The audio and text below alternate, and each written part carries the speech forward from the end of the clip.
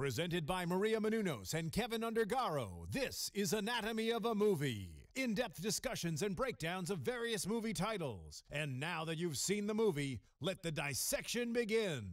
This is Anatomy of a Movie.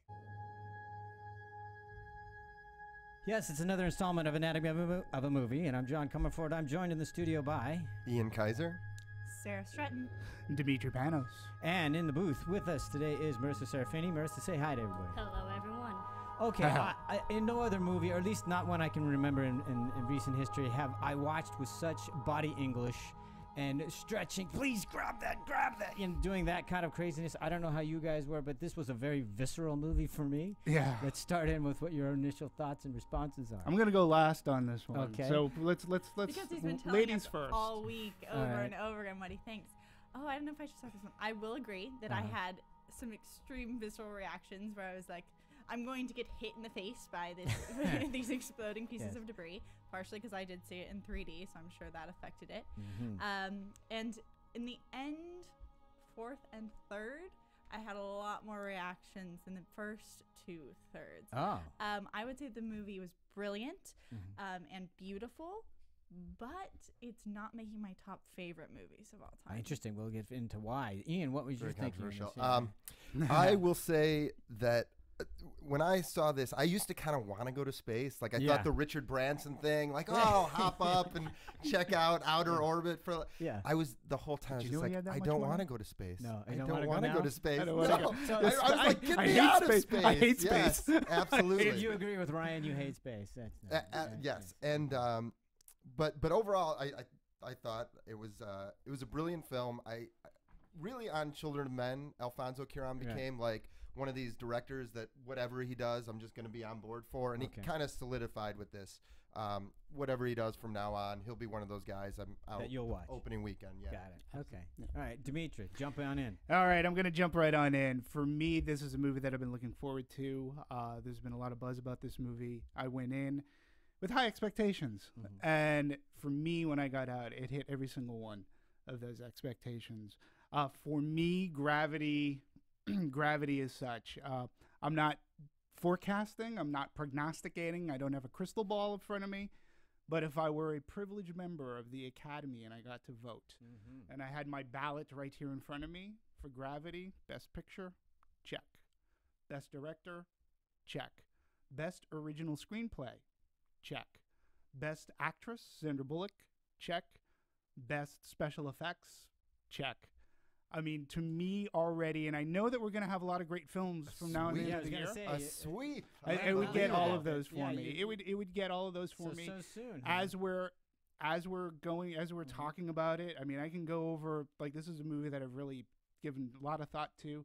And there's reason why I say it's not just because it's a great movie that I would say, you know, it deserves Best Picture. It's not because, I mean, Sandra Bullock's performance was fantastic. It's above and beyond, you know, going into the movie. Ian, you and I talked about Kate Blanchett for Blue Jasmine. And up until I saw Gravity, I would say she was a shoo-in. Great. All right, we'll get into the more to the section later, but I got to get to Marisa because I haven't heard how she's felt about it. So, Marisa, if you could chime in here, let us know what you were thinking. I really liked this movie. I went into it not knowing exactly what was going to happen. I know that she's kind of orbiting in space by herself, but I realized that it's so much more than that. And this film in Gravity, it kind of seems like the new age 2013 version of Space Odyssey with the whole upgrading of like special effects, visualization, just from like that movie to this movie. It's the evolution and revolution of the technology that film can do nowadays. Yeah, to me that was the most striking thing about it. I thought technically it was wonderful, and I think everybody should see it just for that, the technicality, absolutely, things like that. But I think I'm more with Sarah on this. I mean, it wasn't. I don't know that it reached the threshold of being the best movie of the year yet for me. So, but anyway, let's get into more. Let's really. But get into, if we can, I did want to. You know, you brought up a great point too, because this movie is visceral. I mean, it's very suspenseful, and you know, when we're talking about technology, the last time I think that I was really in awe of a movie was probably Avatar. And only because I had seen things in Avatar that I had yet to see in cinema before. And to your point, like, it was as close to being in space since there was an IMAX movie, I think, called Space, or there was something about the Hubble telescope that, you know, and it chronicled the liftoff into space, and that was awesome. And it was, but this was truly amazing. I really felt like I was weightless and lost and spinning around, and you know, some people left because they were motion sickness. Yeah, I know. You should have taken your Dramamine. Go ahead. Just on your point about Avatar, it's funny because I was thinking about the 3D in this film and how much I enjoyed it. And this is going to make you upset. I have not been a big proponent of 3D because after Avatar, I loved. I thought it was brilliant in 3D. And after that, I don't know if it was because a lot weren't shot in 3D. For whatever reason, I did not enjoy 3D until this film. And this film is one that I've actually told everyone you have to see it in 3D. I'm really interested by that because I'm not a big proponent of it, but I'm not a hater of 3D either. I mean, I liked it when it was used actually in all things Martin Scorsese's film Hugo. Hugo. Yeah, it looked fantastic because the way it was used to tell isolation, I liked that part of it. But I liked it, but I really now want to see it in 2D because I want to know, was it really that interesting? Because other than a few things flying at me, I didn't really care. I gotta say, I saw it in 2D. I was going to see it in 3D, but I saw it in 2D. But I was still blown away, and I think I want to see it again in 3D now. But I think either way you see it the first time, it's still an amazing movie. Yeah, I'd take it a step further because, you know, personally, you know, I think the format to see it in is in an IMAX or other large format type screen in 3D. I truly believe, like, you know, we are coming upon Academy season, and the big deal about Academy season are the screeners. And I personally don't think a screener is going to do the movie the justice that it deserves. I mean, I really do think that this is one of those movies that the movie-going experience, it's all here. It's all there. It's in scope, in size, in story. It's why we're here. It's to talk about this. The key of this film is that you need to feel overwhelmed, and that's what an IMAX or 3D experience gives you. Because the whole thing is she does feel small, and you want to feel small. You want to feel overwhelmed by this world. You want to be scared by the earth. You want to be wowed, and it goes back to why 3D worked for Avatar. It's these other planes, these other things that your mind almost can't grasp. It's immersive. Exactly. It's totally immersive. And, you know, 3D, you know, Ian, you're in good company. A lot of people don't like 3D. You know, coming from the studio side of things, working for usually Technicolor. because they use it as a gimmick. That's why. Well, it takes you. For me, when they use it as a gimmick, it takes me out of the movie experience because all of a sudden I go, oh, that's right, I'm in a 3D rather than being invested in the story. I'm now outside thinking about how they're shooting it. Right. And that's what drives me crazy about it. I'll take it a step further than a gimmick. I mean, and it's sort of ironic because it was Warner Brothers who actually started this whole deal with Clash of the Titans. Clash of the Titans was a movie that, you know, there had been a couple of 3D movies that had come out before, a lot of kids movies actually that had come out before, and the 3D grosses were really huge. They were outgrossing the 2D. Clash of the Titans was not shot in 3D. And then Warner Brothers decided to do a conversion, and it was one of the first times, and they rushed the conversion, and people paid their good money opening weekend. It did huge business opening weekend to see it in 3D, and it was probably perhaps some of the worst 3D that somebody could see. And people came out and they felt assaulted. They had headaches. They were dizzy.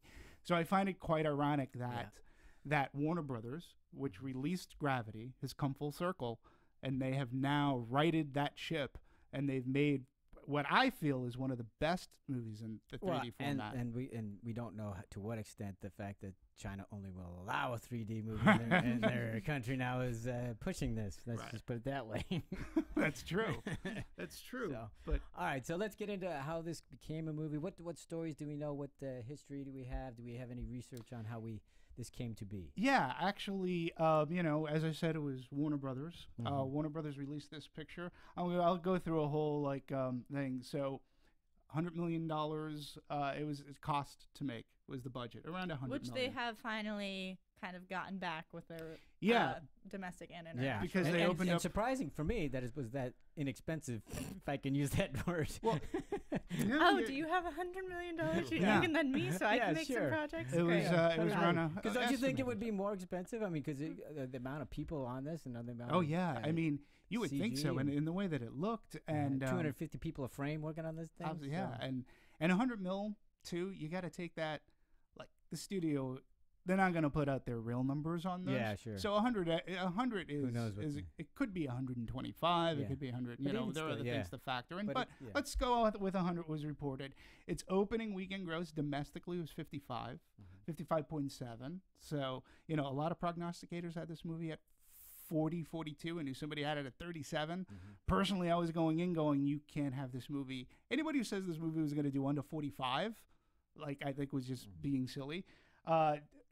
Foreign territories, it was huge. 28.4 million foreign territories. It opened day and date. Thus far, I think they just announced that it's 100 mil worldwide. So that's Well, fantastic. I And- can see people saying that it's not going to do huge numbers. It's really just it's a small, simple little character study, really, that's in outer space. So I could really see somebody going, "Well, it's too sci-fi. People won't see it because it's sci-fi," or they go, "It's just Sandy Bullock. Is it really But going to be?" I mean, I if can you're see them. following, but if you're in the business and you're following the trends on this movie, and you're following, like, there was talk about it before Venice. Once it hit Venice, Yeah, well, that's that's when true. the buzz really came out. And I have to say, Warner Brothers this year, their marketing, for the most part, they've been knocking it out of the park. And the marketing they did on Gravity, they made this movie two things: a must-see, in large format 3D, which is like crazy. So it really gave the good push for people to go out and see this movie in 3D in a large format. I which is completely crazy. agree about the marketing. I thought Yeah. their strategy was The just strategy was great. spot on. It Marvelous. really was. And, you know, and then you have Alfonso Cuarón. Now, here's the funny thing. He and his son, Jonas Cuarón, they were actually working on an independent feature. And as things go in Hollywood, things sort of kind of fell apart while in the process of making it. They had everything all set to go. It fell apart. Now, he and his son, they were big fans of movies like Duel and Runaway Train, so you can see some of that suspense and how it's in this movie. They ended up saying, hey, they were still there. They're going, okay, the plug got pulled. They couldn't get the financing on this movie. And what do we do? So they sat down and they came up with the concept for Gravity. They came up with just the concept. And the story centered on Bullock's character. And they just mapped out an entire storyline. Now, what's awesome is they actually wrote the script via Skype. Alfonso was in Mexico. Jonas was in Madrid. And so they're on two different timelines. And Alfonso said, this is like crazy because I'm up. I'm pulling all-nighters. I feel like I'm in college. And he was feeding his son, and his son was doing all the banging out of the screenplay. And then he would send it to Alfonso to they would work on it and get it done. So I found that was great. They had the script ready to be shot. They were good to go at around 2009, 2010 or so. And then one thing held them back. It was technology. They had to wait for the technology to grow up because they realized they couldn't. So they can shoot it. Alfonso was very clear. He didn't want this to be a wire-fu kind of movie. You know, he didn't want it to be that way. So technology had to mature, which it did, and then they were able to use the technology. So $100 million 4 years later, hundreds and hundreds of people working in Gravity was born. So, I think that's just a great story. Okay, I don't know about any of you, but I'm sitting there looking at these shots going, okay, how did they get that? How did they get that? How did they get that? Constantly. Yeah. Half of it, on my mind out here was sitting there going, I'm just enjoying the movie, and the filmmaker and me is going, well, how the hell did they get that shot? Yeah.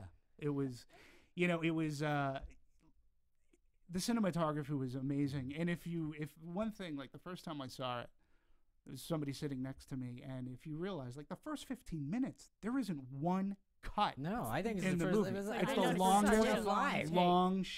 long shot Yeah. in the movie too. It's like 13 to 17 minutes. Yeah, It is a 13 it's almost the minutes. real. 13? It's crazy. It's 13 minutes. And I sat there and I was like I was just in awe And I must have been like, I was just going, Jesus, oh my.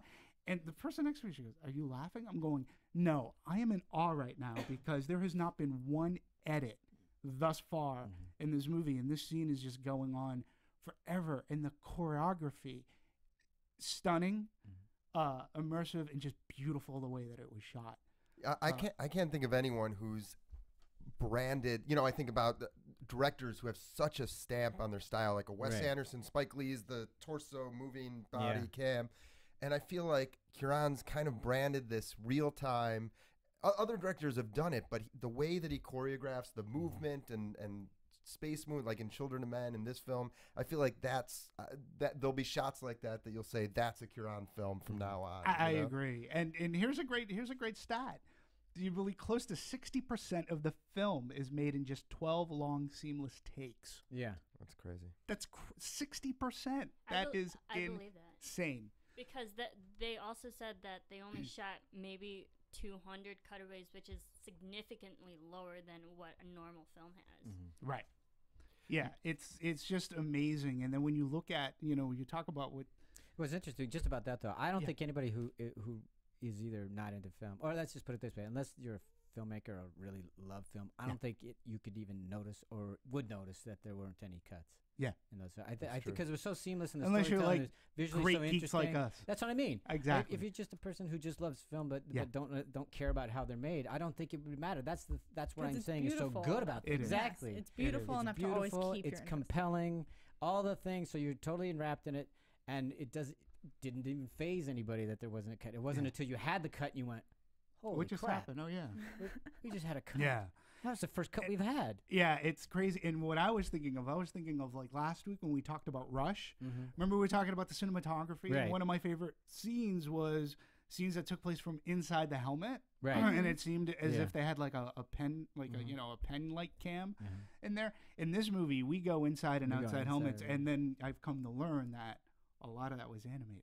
Like a lot of there was no glass face plate thing, and they were able to do that. And to me, that's just, but even still, from a technological standpoint, even that part amazing. is they got the cameras going so close to her face. I'm going, okay, some of this has got to be CG because you can't get a camera that close. Yeah, you know what? I wish Phil were here because Mr. Close-Up. Yeah, there was some good stuff, but it wasn't even just that. Like that opening scene, you had George Clooney flying around, so he'd be on camera, off camera, and then the camera would swing around and pick him up again and pick up Sandra Bullock, and he's telling his stories.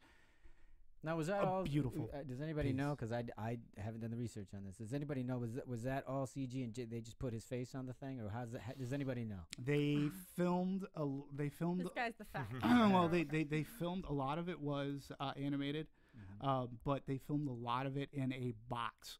Yeah, but those were a lot of Sandra scenes. Deep box. Yeah, they filmed it in a box. I would say, maybe a little bit bigger than this room probably. There's a lot of green screen. They had the camera did a lot of the movement. Yeah, the camera was well blocked and choreographed. Oh yeah, it was supposedly on one of those mechanical gimbals.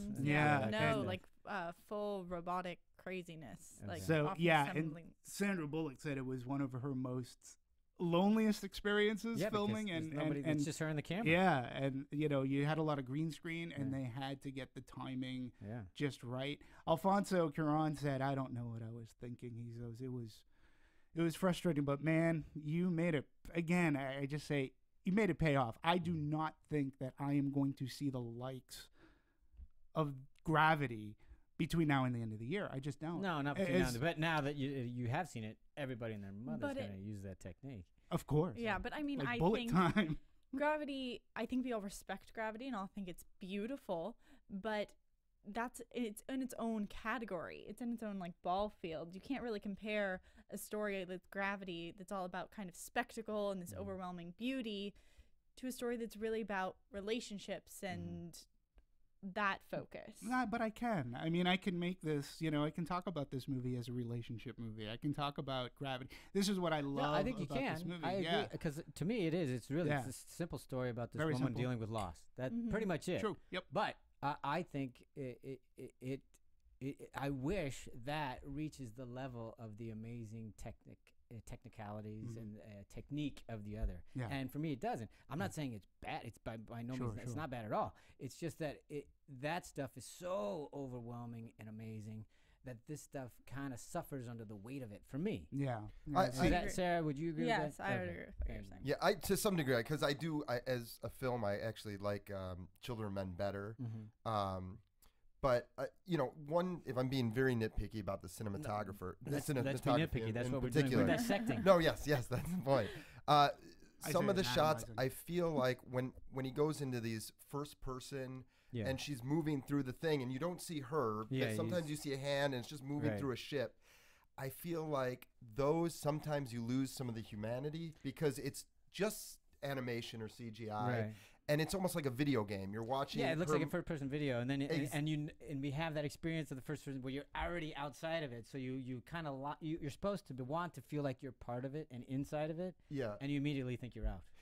That's when I got lost. Those couple shots, exactly. It was funny because when I saw it again after our conversation, and to me, the first person perspective again, it put me into a situation. Yes, okay, so it's first person shooter or whatever.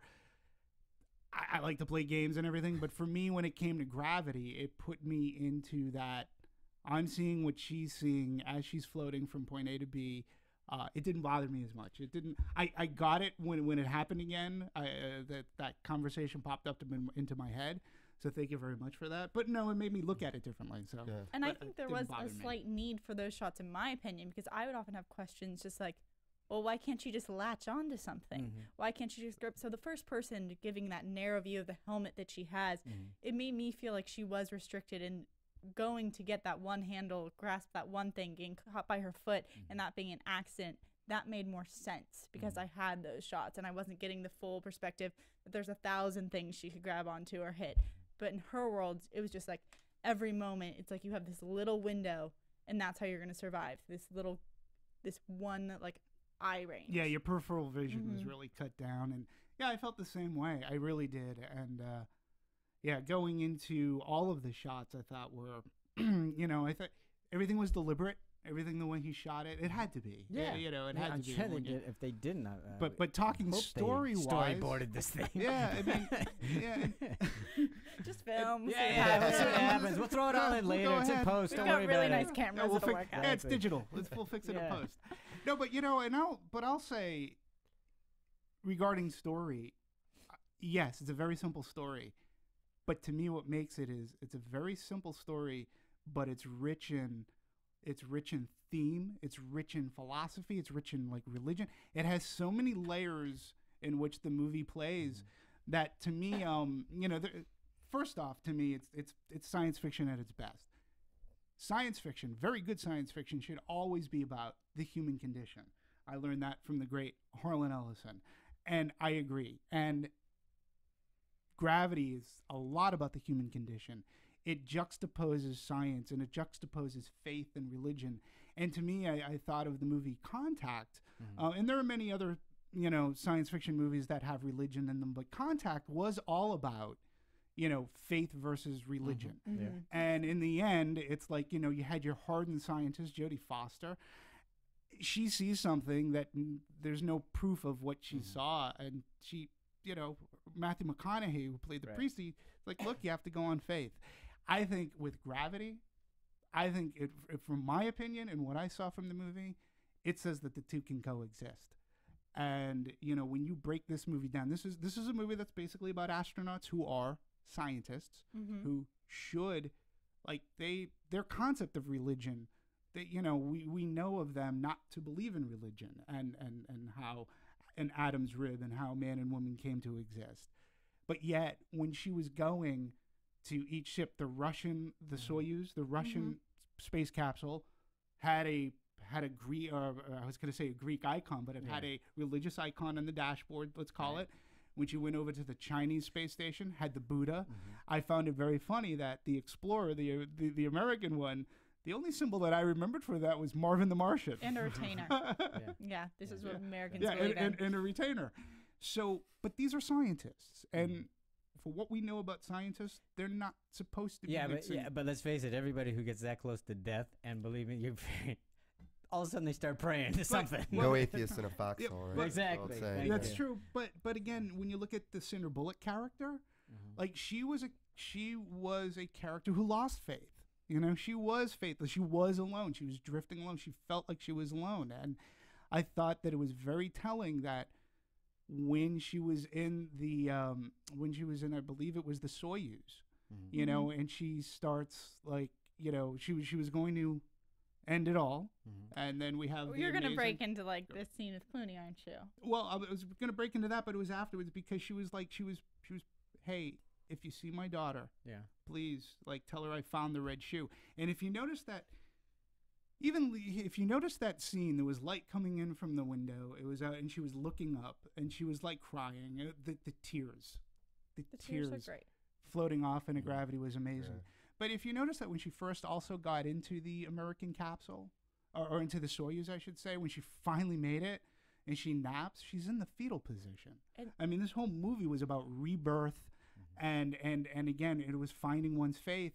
And then when you get to the end, I mean, she's basically in a primordial sea that she swims out of. Her muscles have atrophied, so when she's in the muck, in the mire, she can't stand, much like a salamander coming out of evolution. And so it basically, to me, it says we have religious here, we have faith, and we have scientific evolution as she's climbing out of the water and finally standing up erect as man or woman in this case. To me, those were just striking. They just hit me in the face, and it made me love them. Sarah, go ahead, jump in. Okay. Sorry, that was that was long. Thank you for your patience. Well, what you did is, I understand you connected all this into this one big picture of this theme of religion and evolution, and I can see that, and I could see that line of thought. But while I was going through the movie, like, I was getting these scenes in batches, and to me, they didn't connect that well. One of my favorite moments was when she was walking out of the lake at the very end, and she's grasping the earth underneath her hands, and you get that one moment where she falls, and you thank goodness for the gravity she's got. That I get, but to me, that wasn't connected to the womb-like state she had, where she does sleep in the fetal position, and you have tubes that come down that literally look like umbilical cords. I was just like, this is too much. I thought I was pulled out of it. Yeah, I was pulled out of the movie because I was like, this image, there's all these beautiful things. You don't need to be that, I guess, not straightforward, but on the nose, kind of. Yeah, I was like, this is too much for me. And one of my favorite scenes also was when George Clooney came in for that hallucination. But I didn't want it to be a hallucination. I just wanted him to be back because I was just enjoying watching him. My theater, they cheered like, well, first they cheered when he came in. He takes off the helmet. Everyone went nuts at this. It was a midnight show. They cheered? Oh, it went crazy. And then he said, it's, how did you make? He said, it's a hell of a story. They all went crazy again. And I mean, I knew that it had to be a dream. Of course. There's no way he made it. As soon as he opened up the door. But I got wrapped up in like the whole theater, and I wondered if what their thought was, if they thought it was real or not. My audience, silent. Really? Nothing. Yeah, Same they here. didn't cheer. There was nothing like that. I'm surprised that It's a Chicago. I don't know what that Chicago. means No, it doesn't exactly, mean but it's a anything. I don't know. Chicago Well, audience. Well, the LA. second time, this is when I saw it at Century City. I mean, there was like, people were like, it was almost like a sigh of relief. It's like, he made it. But as soon as he opens the door, like you said, you're just like, okay, she's sleeping. And I'm gonna go back to the fetal position, just because when that shot was happening, she finally got in and all that. I got all the symbolism, but really what I was thinking is, what are you sleeping for? You got crap to do. These things are gonna come flying at you in less than an hour. Let's go, move it. She's tired. Although that 90-minute note, the fact that they did add that 90-minute warning really kept the movie going for me. Yeah. Because you do have that expectation. If it was like if he hadn't given her that warning that it was going to come back, you would have been like, okay, so when does this... Yeah, well, and again, I think that 90 minutes as a framing device, it gives you, there's a time limit. It's a ticking time bomb. It's a ticking time bomb for when this is, when she's going to get struck again. But again, to me, with the great gravity is and Alfonso Cuarón and how he shoots a movie, I mean, for her, it really is about a rebirth. It is about letting go. I didn't get the rebirth part for me. I didn't take it there at all. Where I took it was, this is a woman who's just suffering with loss and needs to let go and either live or die. It's pretty much. But isn't that a sense of the thing of rebirth though? Because if you're suffering the loss and then you have to become that person. I welcome you to your interpretation. That's just not where I took it. But it's it was like Shawshank Redemption: get busy living or get busy dying. Yeah. And rather than for me, it was all about choice, not necessarily rebirth. But that's where I went with it. I would agree also that it is more of choice, but I think part of this lies in the fact that how quickly you connect with Sandra Bullock in this film. Because for me, my immediate connections were with George Clooney. Sure. And I found him so much more appealing and entertaining and wonderful. Yeah. And with her, I wasn't connected to her until it's tough though.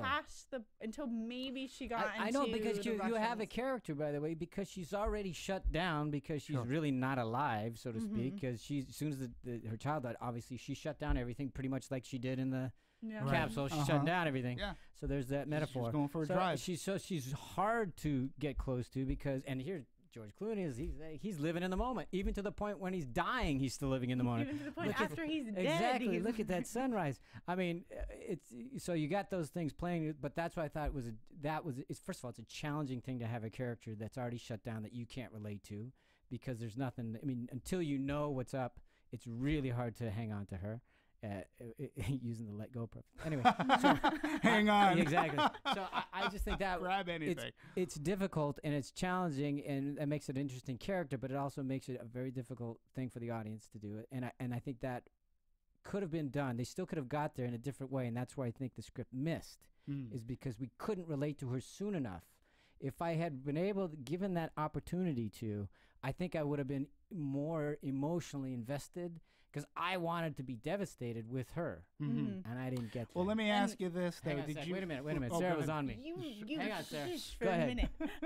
No, and I completely agree with you, and that's what takes you out of it, is because I didn't connect to her fast enough that my mind starts wandering, and I do get lost in the beauty and the technical aspects. Then I'm like, well, if they're crashing all the satellites, what's going on Earth? What's everyone doing there? They have they have none of this. Have they lost it? Exactly. They've lost their Facebook. And so my mind starts going to all these other situations that are created, and I get pulled out of what we're supposed to be focused on. Yeah. And that's what I meant. It was a little out of balance for me. It was that it was overwhelmed by the grandeur of everything else, which was amazing. I mean, and I would still recommend it, but just in terms of that emotional and character arc, that to me needed to be stronger, as strong as the other one was, and that's the only area where it I might felt just it be wasn't. that they were just too good. They were I just think too the good at the purpose technical stuff. That we could be.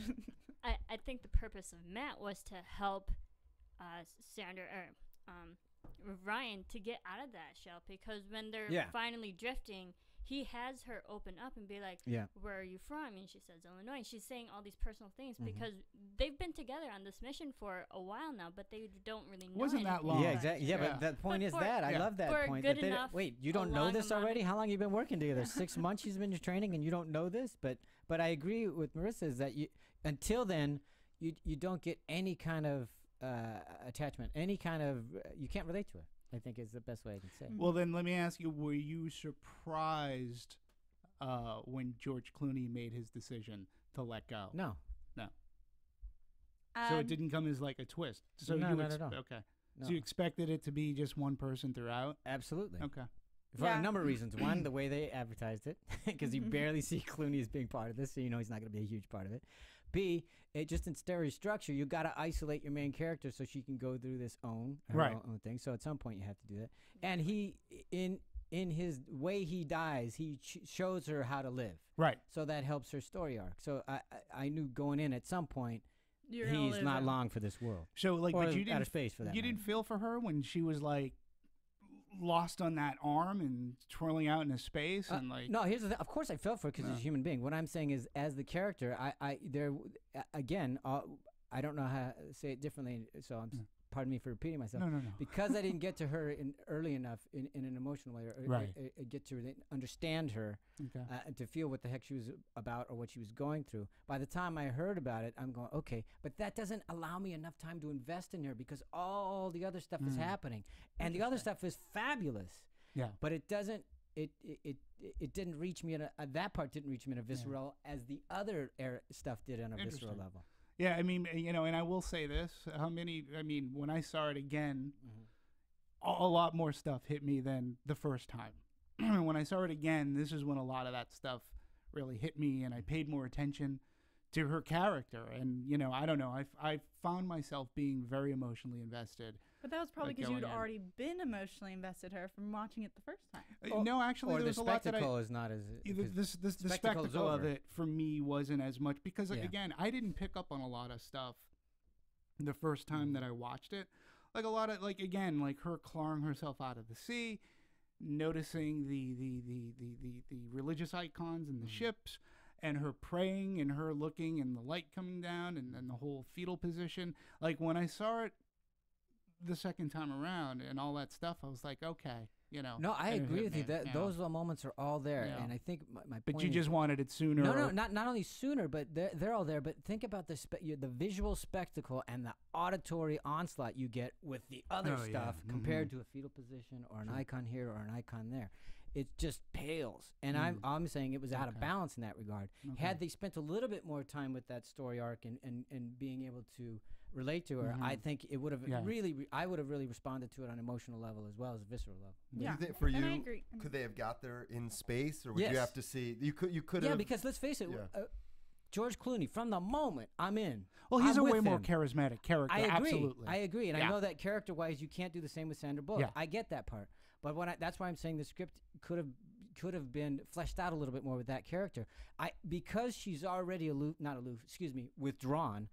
You have to do something to get me to get her to connect. And I think they tried to with making her like sick. I think that was part of the reason they wanted you to know that she felt this uncomfortable, and it was not just mental, but it was physical.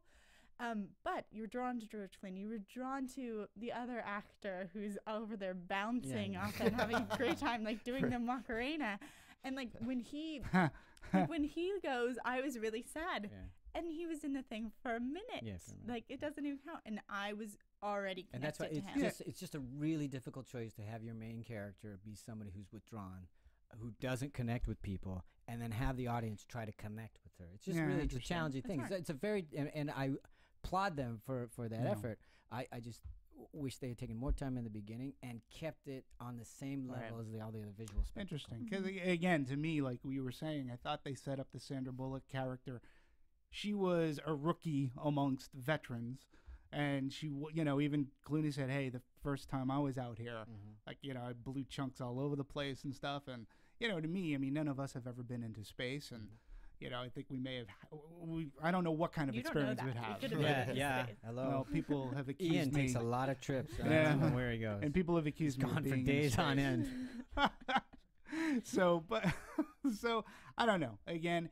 We agree, but yet I think it's just a little bit different. I mean, for me, I buy her character. I get it. And so when Clooney leaves and she doesn't have that crutch anymore and what she has to accomplish on her own and what she ends up doing on her own, I think was, that was her arc going through it all. Yeah, but for me, she was already alone. Yeah. It's by the time Clooney left, what difference? She was already on her own. She was on her own before she even got in the space shuttle. Well, yeah, I mean, sure. So you have to take and this is a great job for her. Yeah, exactly, to be isolated. So, all right, we got to move on to other topics. Let's talk about directing. Wait, did you have something to say, Ian? No. Okay. I actually, we were talking about space. I want to talk about. I'm just curious. I don't know if there's any research on it, but I mentioned this earlier. We didn't start talking about the authenticity of the project of space travel. I'm just curious if anyone knows if there's any factual information. I'm only going to refer to what Neil deGrasse Tyson says, the famous astrophysicist. He said a couple things. One, they could never make it from the telescope to the space station. That would never happen because it's too far away. And Sandra Bullock's hair would not be lying flat in space. So she had short hair. So, but even still, she had short hair. Even still, it would be like. He's amazing, actually. Yeah. Neil but he liked the movie. I mean, that's and never let facts get in the way of good stories. So he's also the guy. Like Buzz Aldrin's. Buzz Aldrin's what review was. He said he was actually amazed as to how many things they got right. he didn't even point out like what wrong. He goes, I'm really like a lot of the things that they were able to do for Zero G. It was amazing. And he did a guest review. You can look it up. He did a guest review on the Hollywood Reporter. Nice. So I thought that was a very clever way to do it. Neil deGrasse's, he comes up and he took a little bit of heat. He's like, no, guy, I really like the movie. Yeah, but I mean, why not? I love him all the time. But terrific. by the way, let's keep in mind in terms of cinema, this is also the guy who, for Titanic, said that when Leonardo DiCaprio was laying out on the raft and looks up, he's like, well, that time of year that actually the stars wouldn't be aligned, and actually he went back and reshot the scene for the remastered version. So this is what we're dealing with. So let's, it's kudos, way to go, Cameron has got the money to do that. Right.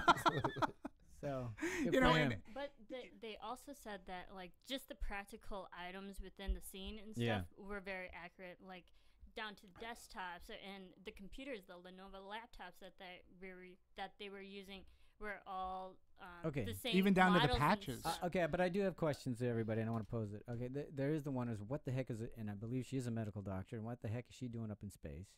Because they couldn't get somebody else to put that thing in there. That seemed weird. That was her project. It was her project, and they were supposed to use it for medical research. Right. But it so turned out that didn't make right it. on But the here's the other space thing: is like station. really, they made it look like somebody I can go up there in 6 months of training and know how to fly a Russian ship and a Chinese ship, and all I have to do is push a few buttons. They're programmed the same. You know what? Yeah, they're programmed the same, right? But Clooney even said that though, Right. didn't he? Yeah, he did. But I mean, let's face it. They read, it's not right to left, and all this. I mean, it's but if left, you're right, making an excuse me. international space station, you I- do have to have some semblance of standardization. You do. Except all every the starship in Star Trek. Except all the characters were not on the, so that wasn't international. I mean, but reading the book, I mean, I swear to God, it looked like an IKEA catalog where you can use this wrench and you can put that tab and the dowel here and boom, look, I've got a bed. Maybe Thomas guide. I thought it was a Thomas guide myself, but I mean, maybe that's all legit. But I went, really? But No, they I'm did with you on that. actually say that the Russian model was just an older version, and the Chinese space model that they use is just an upgraded version of what the Russian version was. So it does like go hand in hand together. If you kind of know one model, then you really know the other one. Yeah, I mean, to me, I had no problem with that because it was She's explained. just pushing buttons for crying out like loud. my favorite part was when she's playing eeny, meeny, miny, Yeah, mo with the like, buttons. I mean, and I get I'm it. like, how do worse things not happen? Like she pushed 3 buttons before she hit the right one. How What did worse happened things to not it? happen? Well, what happened with the I first was like, three she oh my pushed? head, what more could not happen to this poor No, woman? but I I mean, mean, but she's just come pushing on. buttons. Like, Yeah, I what know. is she? Like you would think is if she pushed Self-destruct button. buttons, Oops. something I mean, I don't know. But Cut And the this is red just wire. Like, oh no, that one was fine. It just beeps. it just, I went 6 months worth of training. I can fly the spaceships. I don't think she was flying so much as falling, and I think that to me was another thing I noticed. If each ship she was going to was a gradation level, she was going farther and farther down. You could tell that gravity was doing its job, and because by the time she got to the Chinese ship, I mean, that ship was falling already. Falling into the atmosphere. So and I thought that was very interesting considering the movie's called Gravity. So gravity was working, and each orbit, there was a degradation where she was, there's that ship, and when you think about it, she had to go down and then to the next ship even farther down to where that was already into the orbit or a decaying orbit. And I thought, again, those things to me, like when I look at it, that's cool. Let's Yeah, go that ahead. I mean, that I really liked, and I also liked how, as expectant we were that this debris was going to keep coming. The second crash is what really made me like that part, because I was like, okay, it's going to happen again, and in 90 minutes, and I'm not going to be as wowed as the first time. And the second crash was scarier to me than the first. I was and the I was like, same way. That's really Holy- impressive. Like The that's pucker factor went up to about 12. You know what I mean?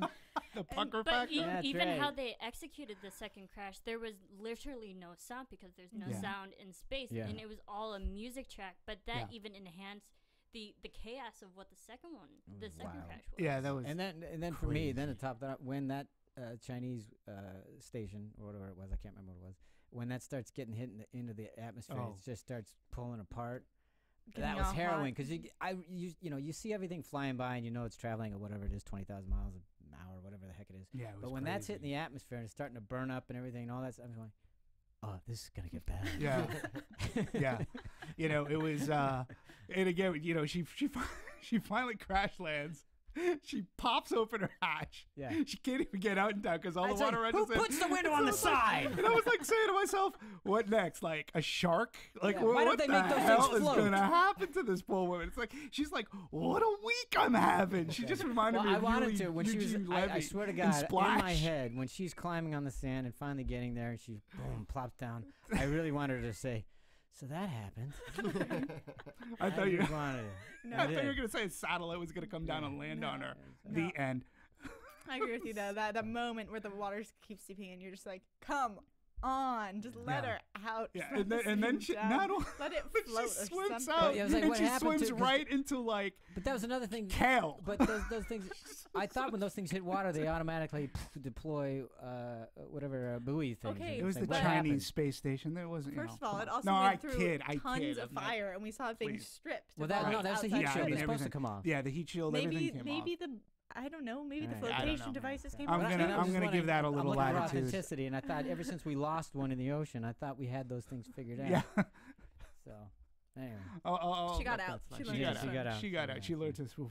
Yeah, But I right think- into I think like, they wanted right her into to Her sink sea so- lungs wing. going through a lot of work. well, I think they good wanted her to God. sink just so they could have her the thing coming out, being able to breathe, and all that Yeah. coming out of the water was great. It was a great scene, and was a and great scene. you mentioned the score too. I thought the Mhm. score was fantastic. I was, for the most part, there were times when the score was like, "Geez, would you just turn it down a notch? Why are you you're hitting me over the head with this?" Did anybody you? else have that? No, No, I thought the I bed was- was great. Yeah, I mean, I was really just overwhelmed by the silences. I felt like the silences Mhm. really made this movie. Mhm. So I didn't really. The score was fine, Okay. but I was so moved by the silences that was more of what I was love thinking the about, silence, yeah. and the power that they use sound with like touch and with moving, Yeah. and how that was where the sound was created. It made that feel really real, very Mhm. personal. So I liked that aspect of the audio. I found it interesting when we talk about score a little bit that first off, the music was done by Stephen Price, who also did the score for The World's End, another movie which we liked. But Yep. I think, like, especially the opening, like the opening catastrophe, a lot of the sound we're hearing is actual score. You know, because I've been listening to the score, like, and I was like, wow, that's very clever, because I thought it was like, you know, it's supposed to be like the debris, but no, it's the score. So the score sort of kind of accentuates where there isn't supposed to be sound, and it gives us Well, something it does to the sort of, opening it's like a shot. key, is yeah, the big crescendo Yeah. going into nothing. yeah. And that was one of the times where I was like, I get it. You don't have to hit me on the head with that. From the opening thing, I'm going, yeah. See, when there's silence, the stuff before it's even louder. I get it. So, but that was me. But I liked the score. Maybe I've got Superman hearing or something like that. But It I'm was the only one loud. that- It was loud. Where did you see it, if I could ask? Like, what did you see it in an IMAX theater, like an ETX? It was not an IMAX theater. It was I don't know what kind of theater it was. It was a theater in Santa Monica. Okay. Maybe Mine was it's 3D. RPX sound. Well, I was wondering if it was RPX or Dolby RPX. Atmos. You know, because something like that too Don't know. would really punctuate. Don't know. Like, you know, that would be loud. But RPX was honestly, spectacular. I'm not kidding you. I saw people around me that were putting napkins in their ears I love that.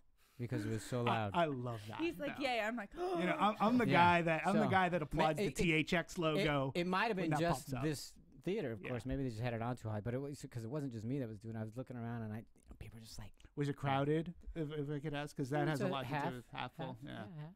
interesting. Yeah, so anyway, So so I didn't think go it ahead. was overwhelming. The music, I thought it was used at the right moments, especially during the second crash, where you're expecting all these like loud explosion kind of hard hitting sounds, but all you're getting is soundtrack, and I thought it was really well done. It had to be my theater because as we were leaving and the credits were rolling and the music's playing, literally I hear people. It's literally what they couldn't talk to each other. were they blue hairs? No, Were they, no, not at all. I was like, There we oh, go. All right. So maybe it's just the theater. I think it was just your theater. I'm gonna Yeah. hope it was just your theater. Yeah, we hope so. So let's see, where do we want to go to? We haven't we're going to start with directing, not start with, but we were moving on to directing before we got sidelined.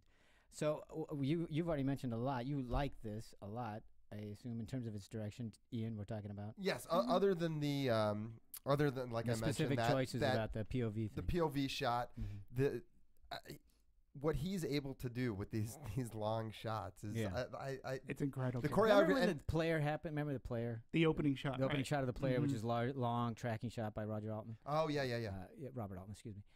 and everybody's amazed. I go, I can't see how anybody's going to look at this and not just be impressed right off the bat with how this was choreographed and blocked.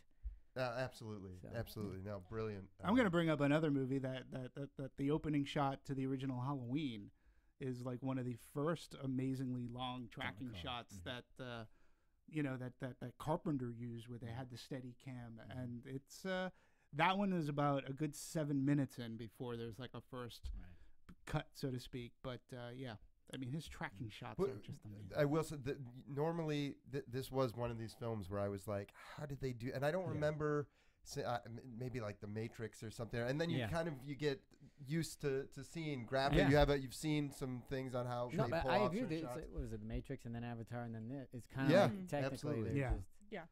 just I would say that I loved the long shots. They're beautiful, breathtaking. One of my favorite moments though was when Bullock is spinning, and I think it's when she's spinning because she's connected to the arm, or it's one of the first times she's just spinning uncontrollably, and she's trying to pinpoint, I think, like her location, giving sightlines, and you can tell that she's spinning by how it's changed the reflection in her helmet, and I just This is just after she disconnects because he's asking, give me your, where your coordinate with something. Yeah, give me something to look and at. just that. The spinning and the craziness and trying to understand what she's looking at, how that was captured, I absolutely loved. And I also really don't get when she would say, it's at my 7 o'clock. I'm going, where's your reference? Exactly. How do you do that? Yeah. A friend of mine had, and I'm going to give him credit for this because we've all, like, Let's not do that. No, I'm going to give him credit for this because I think it's a great idea, because we're all saying, like, how did they do that? And, when you're talking about academies coming up and everything, I mean, I think his name's Peter Block, Fearnet, and his idea is, he goes, wow, wouldn't it be great if Alfonso and maybe the cinematographer and maybe Sandra Bullock and George Clooney, maybe for like Academy run, what if they laid down a commentary and they, instead of it being on a disc, you show it for a week or two? Like if Warner Brothers did theaters that. or In theaters. Okay. Yeah, and you show it in theaters. I mean, how he filmed this? Yeah, and he talks about, it would be like a commentary track that you get on a Blu-ray or DVD or Laserdisc, and except you could see it in all its grandeur. You see it in all its grandeur, how it's done. That's and you're hearing how it's done, and I'm like cool. going, by benefit of that never having been done before, so to speak, in a theater setting, for somebody like me, I would go see it. That would be fascinating. I'm curious of whether or not they'd want to do that, because how would it affect their chances for awards if they did that? Would it demystify something too much? Do you think it would? I mean, I think if I were going to go to a theater and see it versus like in my own home, I think that the idea of putting how they made it together would be great, but you'd have to put it maybe before or after. I don't think I'd want it completely layered on top in case I hadn't seen the movie. Yeah, I mean, you'd only want to do this if you'd seen it. Exactly, and I think that does. I think that makes it harder. So if you could combine it for people who haven't seen it yet, so they could watch the movie, you could go back and get in for half price. Well, listen, the Academy members, they get to go to the movies during that season for free. Sure. And again, when we talk about marketing, don't tell them that. Well, but okay, sorry, but they that get screeners too. Yeah. But no, but they also, if it's marketed the right way, like I'm not saying you get rid of the prints, but we're in October, so come January, February of next year. It may not be, it probably won't be in the IMAX 3D format.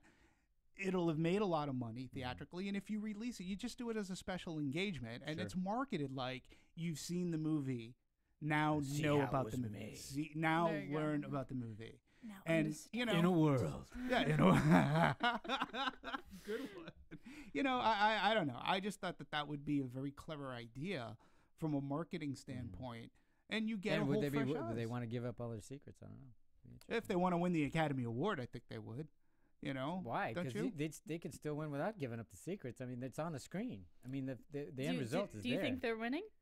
Is that what you're saying? I mean, this guy thinks they should win everything. I'm not going to say for best picture. There's too many movies to come out before I can say that. But I think on the technical side, I think they'll win something. I mean, I think sound editing. I think not for me because it was too loud.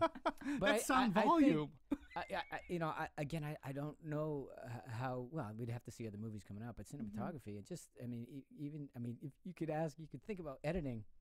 Well, I really didn't have that much to do because how many edits did he actually make or she actually make in the process? So, I mean, I think technically it's a huge contender. I think absolutely. I'm not as convinced about the best actor. Yeah. Well, I'm curious too how when you brought up Blue Jasmine and Cate Blanchett, I am curious, and you said that you could make the comparison for Best Actress. I'm curious, like, how do you level that playing field? Okay, because it's in so my mind, different. No, I agree. The But performances, I'll put it to you this way.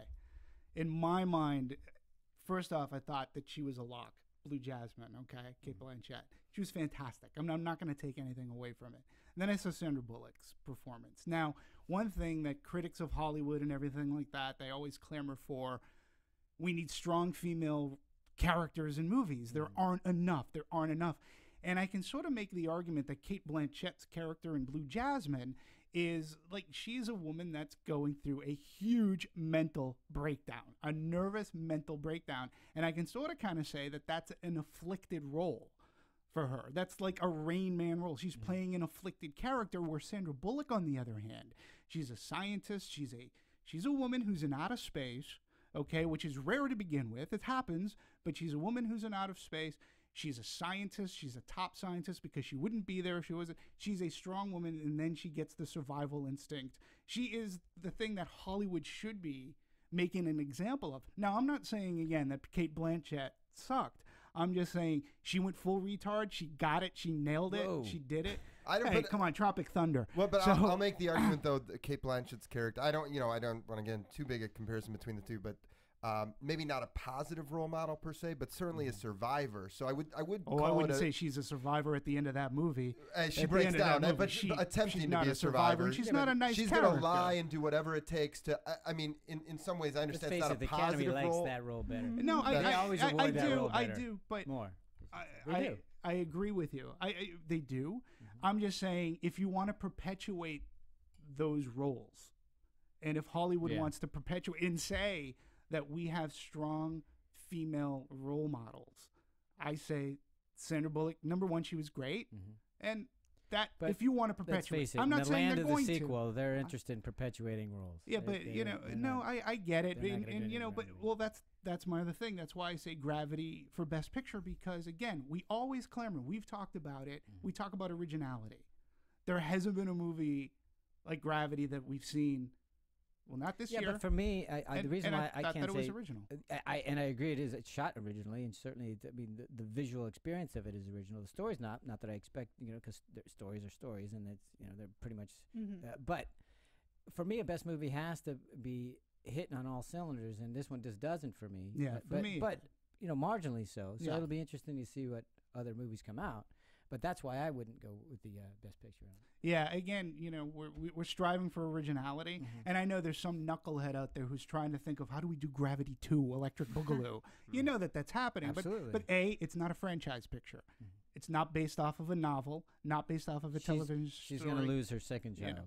She's I think. And And that's then the she's two. gonna go into the That's deep the sea. two. Exactly. Yeah. Yeah. No, she's going to be on a mission to Mars yeah. to recolonize it with her new child. Nice. Perfect. Or alien child. Yeah. Let's just change this all up. There's the knucklehead I was talking about. Jeez. I don't know Just why a I'm not in great those rooms. imagination. I should be in development. But again, not based off a young adult novel. I mean, this is an original story, and that's why, again, you want to perpetuate this sort of thing. Give it attention. Give it the attention. I think it'll for get that. attention. For Yeah. sure. Oh, First of all, it's let's getting talk about how attention now. attention. We just Like- talked about the numbers on it. What's everybody saying? What's it getting on Rotten Tomatoes? Well, it's at 97% as of this morning on Rotten Crazy. Tomatoes, which is great. Crazy good. really Yeah. crazy. So I mean, I don't know anybody that hasn't seen it that hasn't liked it. Yeah, I haven't heard anything. I certainly liked it and would recommend it. Sure. Exactly. So I mean, it's not like just because I think although we're criticizing, we all have Yeah. a positive Yeah. review Of this. course. We all are respecting Degrees. y'all, saying it to, Yeah. it But deserves some credit. it's called deserves Anatomy of a some Movie sort for a reason. We are dissecting it. That's so. true. But you're right. I think that I haven't spoken to anybody who I haven't met a hater. Like I haven't No. said somebody who The only says that it people was that- boring. I have met that are the people who don't want to see it because they're scared of it. Yeah, yeah, exactly. I know a lot That- of people that say, I can't watch that. I'll just they watch it through their hands they're covered just over too their eyes. frightened Exactly. to go and make the leap to see it. And I don't think that frightened would be. No. It would still be there. Absolutely. They'd be more and I frightened. honestly have had friends who've taken a Dramamine before they went. Yeah, I warn people to take Yeah. Dramamine. If you get yeah, if you get It motion didn't get me at sickness- all. I mean, Yeah. you know, no, not at all. No, but I was totally. I felt as if I were spinning. I Yeah. felt like you. But I did. So I mean, I visceral. was like, oh god, just one more inch. Get I know. Which yeah. So much body English watching that thing. We didn't But even isn't we that didn't talk great? about the fire extinguisher. No, Oh, no. yeah, Let's yeah, talk yeah, about that. yeah. Let's talk favorite scenes now. Go ahead, Ian. Bring it up. Oh, I love like? that. Yeah. You know, her pushing the fire extinguisher. I thought was. I don't know. Those Again, I days don't in the know if it's sorority factual. paid off.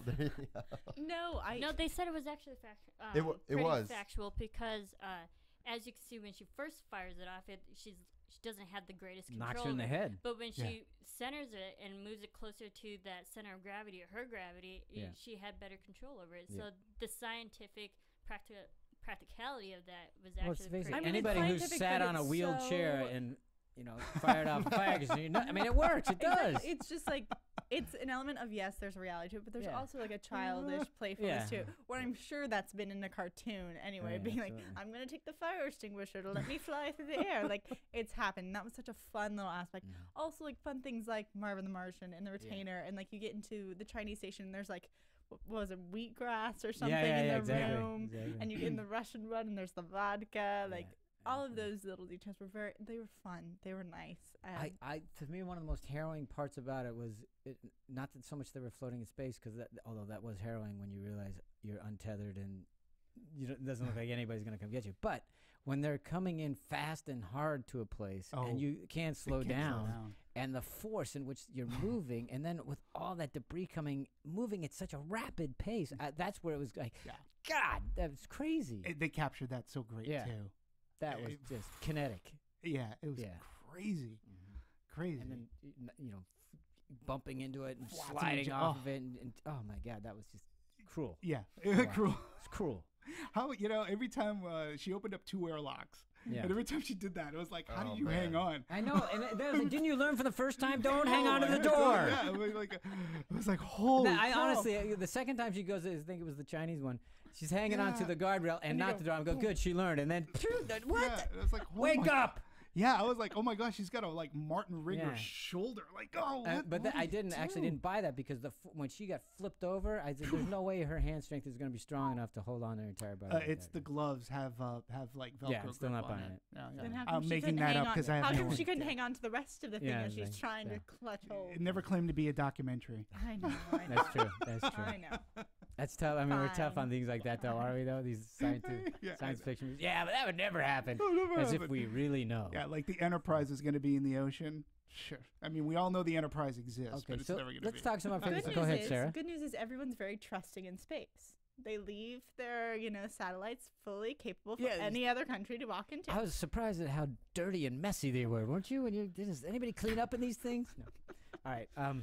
So let's talk some favorite scenes. One of the things that I really enjoyed was, we didn't really get into it, but let's talk about the George Clooney coming back scene.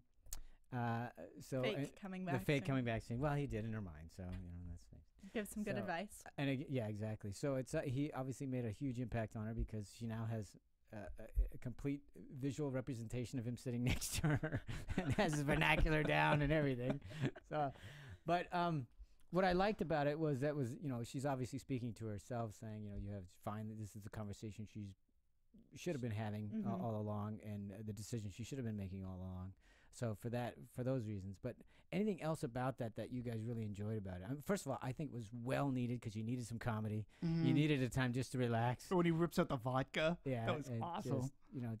Just to get you. I just had to breathe for a second. Yeah. I realized at some point I was going, oh yeah, I gotta breathe there. I gotta breathe. Yeah, there. I mean, So- I like the rest of you guys seemed. I wasn't fooled by Right. thinking this was a real situation, but I still felt so relieved that he was there for that moment. yeah, just that And moment. I mean, the thought flashed in my mind that, well, maybe she's joined him and she Mhm. really did become unconscious and die. And I was like, Mhm. but that's too morbid. This is happy. This Yeah. should be good news. And then as soon as he's like, but there are other jets, I was like, now this makes sense. It's the clarity. It's the almost like the good conscience on your shoulder telling Mhm. you to carry on and teaching you the lessons you need to learn. I loved it yeah, go ahead. I'm sorry. to No, interrupt you. go right But, ahead. but the other thing I loved about it, it reminded me of her when she's done with work and she's in the car playing the radio, because that's how it felt to me, is that this is what she's always wanted to do, is actually end it. That's why she Yeah. goes and drives in the car, she just turns the radio on to nothing, because she doesn't want to face life and everything. She wants to go, and the fact that that's how she was going to go out, I thought that was a nice choice in terms of arc and everything.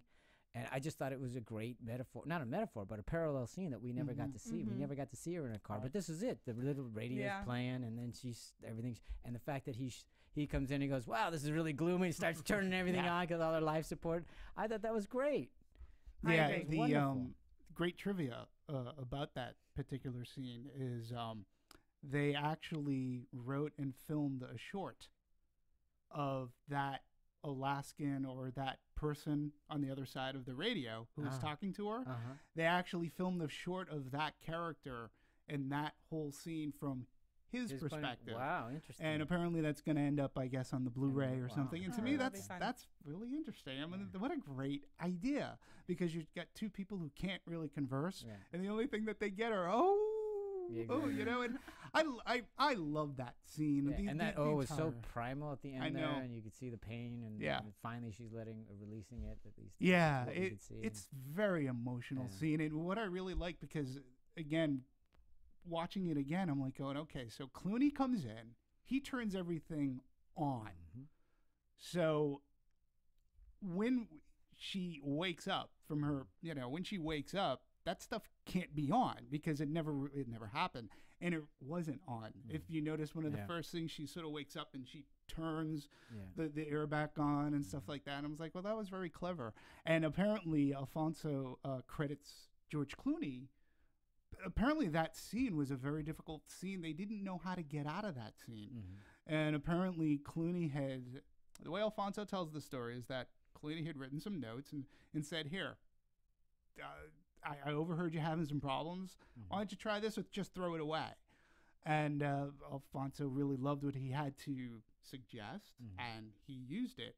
But then Clooney says, he goes, I didn't really do anything. He's being modest. They worked it all out. So that's a little bit of Hollywood like kismet, I guess, over there. But that's a great story that if Clooney did, help him right out of that scene, because they didn't know how to wrap their heads around how do we have her wake up and stuff. But I love that scene for the way that it ends. I love the scene with the tears, and that's when she comes to her epiphany that I'm gonna live. I'm gonna do my damnedest. I'm gonna make it out of here. And listen, if you're up there and you see this girl and she has one, I love that scene. I just love the way that it was shot. We could talk about viscerally, the disaster parts were great, but that scene to me was the most emotional, the most real. And I really, the tears just floating off were amazing. Beautiful. Yeah, that was my favorite scene. Probably one of my favorite things in 3D that happened. Oh my, was the blurring absolutely. Marissa, you got to go see it in 3D. I'll do that. What about you two favorite scenes? I mean, I think I've said my three favorites were the second impact of the debris, just because I was so taken back and so scared and amazed that I was scared. The scene where Clooney comes back, and then finally her landing. Those were my three. That's what I like. And the opening shot was beautiful. I just have to bow to that one. Oh, okay. What about you guys? I did love the landing, because there's especially when the water actually went in, because there is almost a sigh, oh my God, we made it through this, and we're gonna survive. Lets you take a decompression, and then the thing fills up. So I love that. And certainly, it's interesting the stuff you're saying about rebirth now, because I'm kind of looking at it through a new way.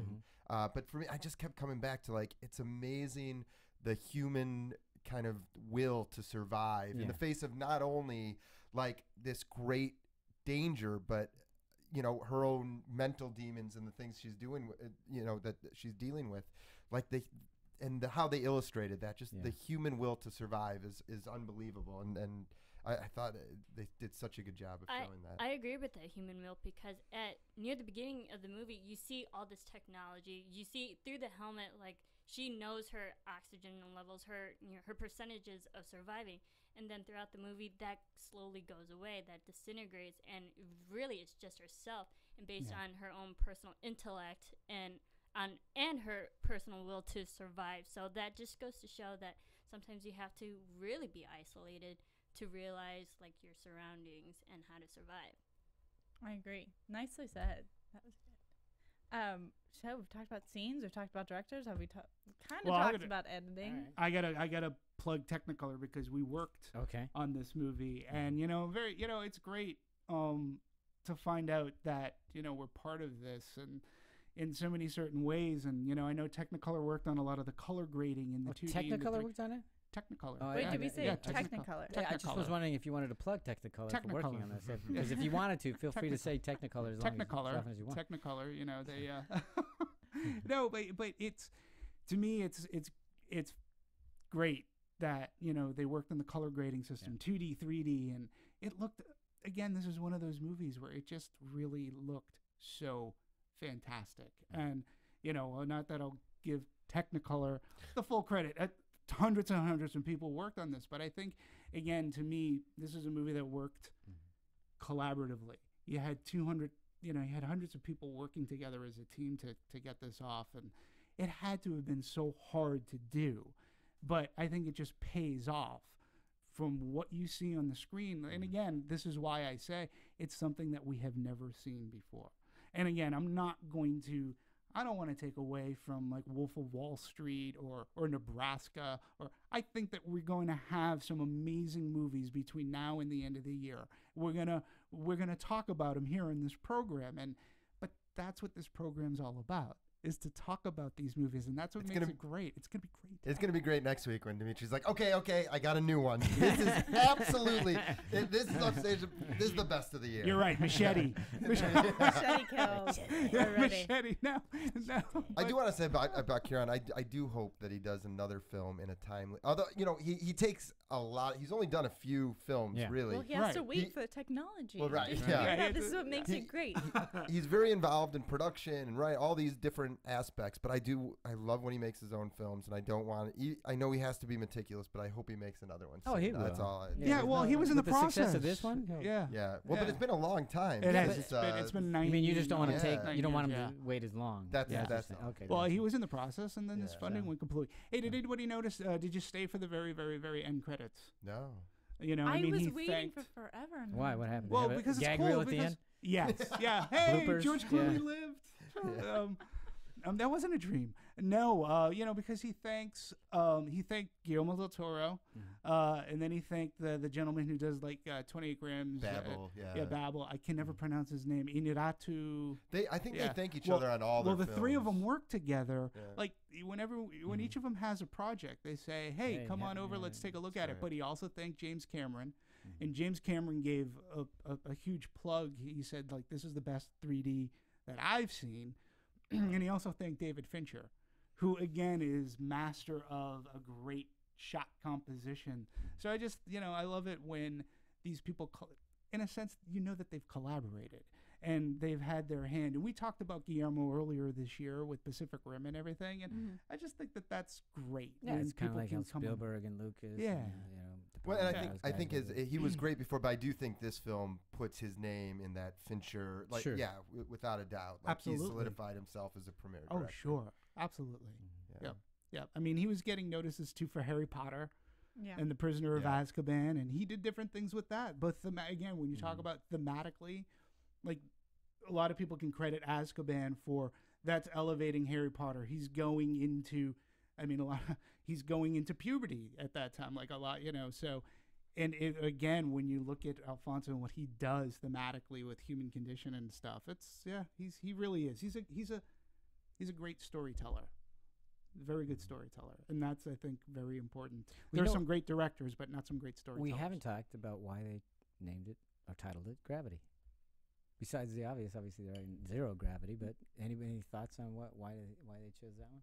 I think it's the importance of gravity, because when you don't have it, you're lost, and you don't know. You literally have no groundings of maybe where you are in life, and then once it comes back into the picture, you can slowly figure out where you are, your life, where you're at. I think it's exactly that it grounds you. Obviously, grounding's a great word. It grounds you. She's a character who's not grounded now. She is adrift. Let's face it. She's in a car moving. So in a great respect, she is in zero gravity because she's not grounded to anything. She's lost her core and whatever is keeping her earthbound.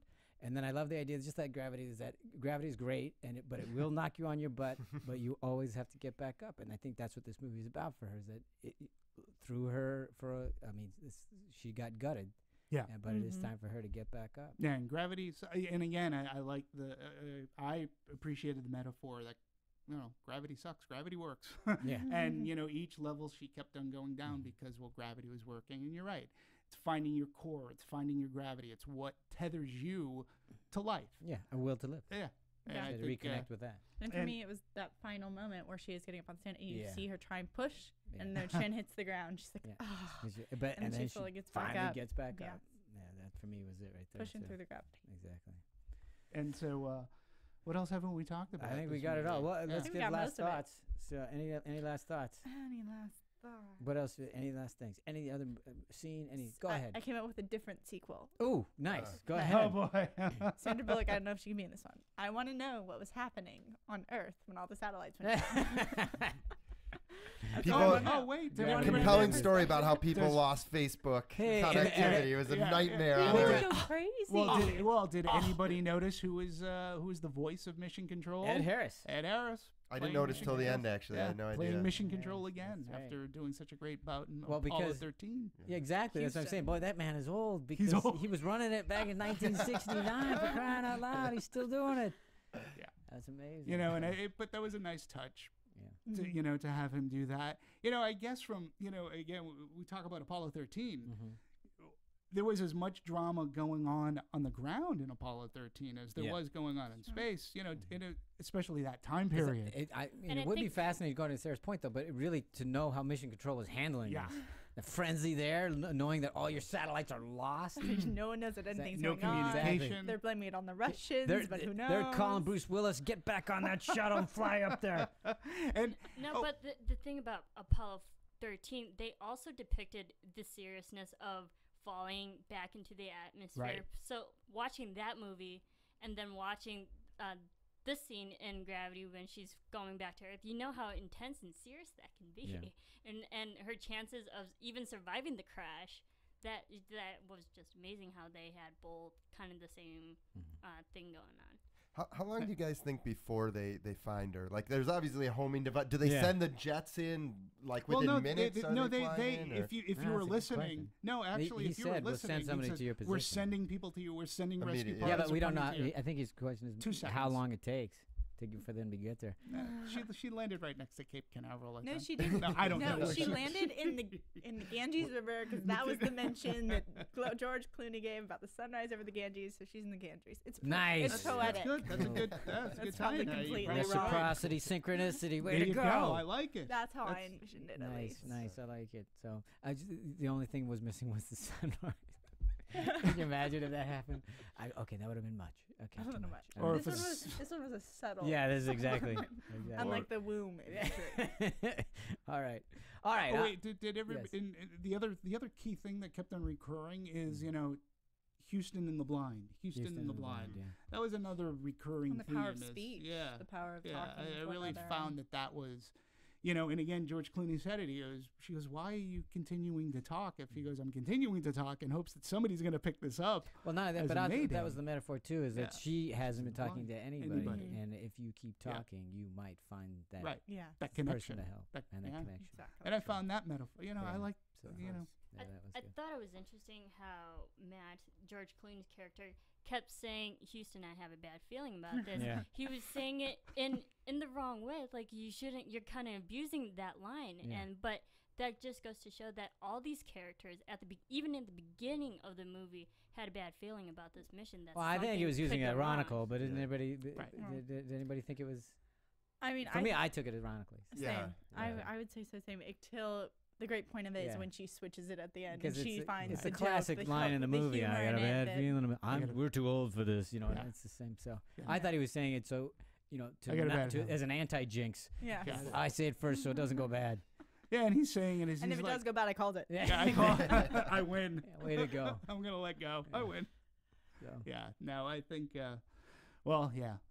Gravity for me. You all know how I feel. And Okay. again, I can't wait. Listen, we got a ton of great movies coming up. All right. So Oh yeah. So we all recommend it. We all loved it. yeah. We To, had our- to certain yeah, but- degrees of Something. gravity. Sure, yeah, absolutely. But you know, that's Absolutely. fine. You But know, we that's had our what little this is things. all But again, about. the stuff I was concerned with or had issue with, pretty minor. But for me, it's a fun experience. I'd recommend anybody go see it. Yeah. I assume everybody feels the same. Absolutely. I I'm gonna recommend go it. see it again. No. Yeah. All right. Yeah, Time how many number times have you seen 5? it already? Enough. Okay. All right. All right. Do we need to get out of here? Do we need to tell everybody where they can find us, Marissa? How we handle these? Where can we find you guys? Where can we find you Twitter. guys? Trekboy1701A @gmail.com. You can find me here on our next Very movie, nice. or also with AfterBuzz TV, their podcast. I'm doing Sundays, their Boardwalk Empire show. Nice. Loving Boardwalk. So good right now. How about email me? There you go. IanFilms@hotmail.com. That's nice. IanFILMS. I've had it since Forever. Since junior Hotmail high. has It's invented. great. Yeah. So write in. Let us know what you think of what other movies you would like us to cover, or things that we missed, or things that you would like to add to the conversation. We'd like to start the conversation here. We would love true. it if you would continue it. So please write in. Let us know your thoughts. And There's a go Twitter ahead. And account to too, add right? on to that, we do other movies other than just new releases. So if Absolutely. you have old favorites that you want Yeah. us to do, let us know about those too. Yeah, we'll dissect anything. Don't we have a? And Don't you we have a? should check is it- out our new website, Check out our new website. Anatomy of a Movie, and also follow us on Twitter There you at go. Movie Anatomy. Thank God you're here, Marissa. Nice. I knew somebody knew what she was Saves the doing. day. All right. Thank you. Okay. Thanks, everybody. And last words. Otherwise, we're out of here. Anybody else We're say outta anything? here. Okay, Nope. good. Nobody has We're good. anything else to say. Thanks very much for listening. We'll talk to you next Bye. time. From producers Maria Menounos, Kevin Undergaro, Phil Svitek, and the rest of the Anatomy of a Movie staff, we would like to thank you for listening and subscribing to the show. If you have any questions or comments, feel free to email or tweet us. I'm Sir Richard Wentworth, and this has been Anatomy of a Movie.